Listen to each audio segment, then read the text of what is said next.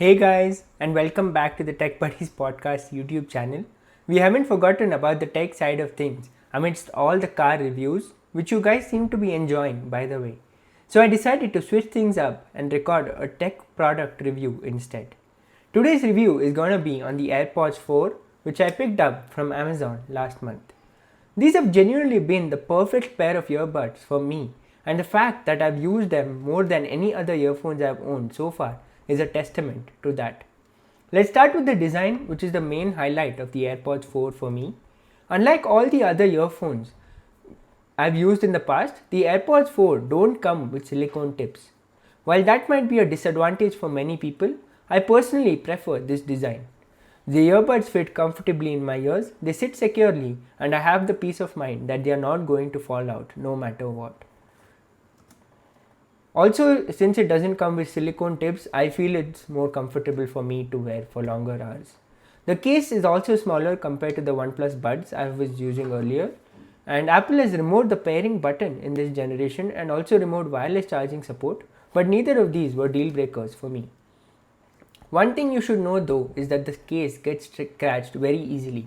You don't notice it during normal use, but if you hold it at an angle under the light, the scratches are definitely visible.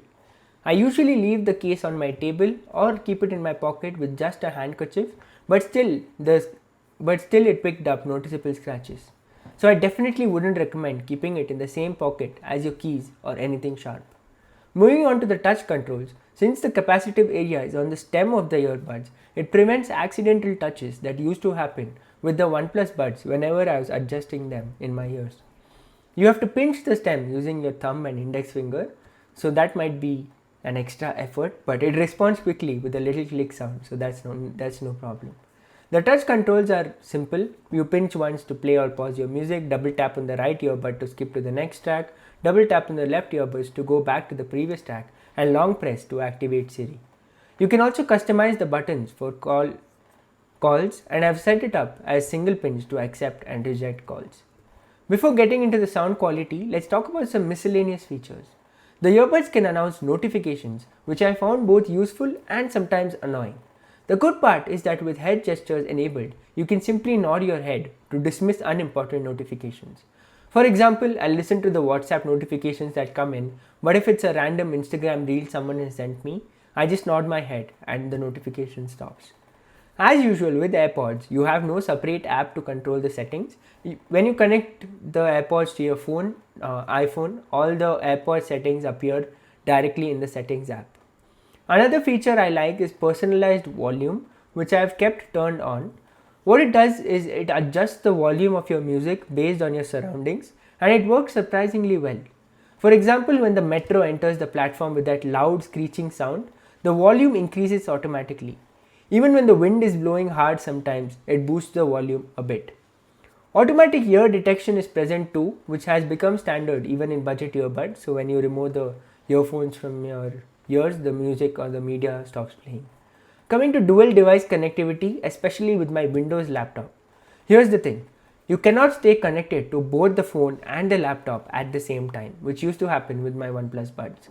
You have to disconnect and reconnect every time you want to switch between these devices. It's not a big issue though, as it is quick to connect to the required device. I also initially faced a problem where the laptop didn't detect the microphone, which would have been a deal breaker, but after repairing the connection, it started working fine, thankfully. Speaking of the microphone, I'll be playing a clip recorded using the AirPods 4 mic, so you can judge for yourself. Personally, I haven't had any complaints from people I've spoken to, except once or twice when someone said it sounded like I was speaking from far away. The quick brown fox jumped over the lazy dog. Hello, hello, mic test 1, 2, 3, mic test. Now for the sound quality. As usual, I'm not an audiophile. I just casually listen to music, mostly like from the rap genre. So these are my impressions based on that. If I had to describe the sound in one word, I'd say it's punchy, and overall I really like it. The bass might feel underwhelming for people used to silicone tips, but I didn't find it lacking. Instrument separation is good, you can clearly hear both the vocals and the background instruments. Loudness, however, is definitely on the lower side. Since these don't have silicone tips, the volume isn't as intense as my previous earbuds. Where 50% volume used to be enough, I now have to keep it around 60 to 70%. Coming to battery life, Apple claims about 5 hours of battery life on a single charge, which seems accurate.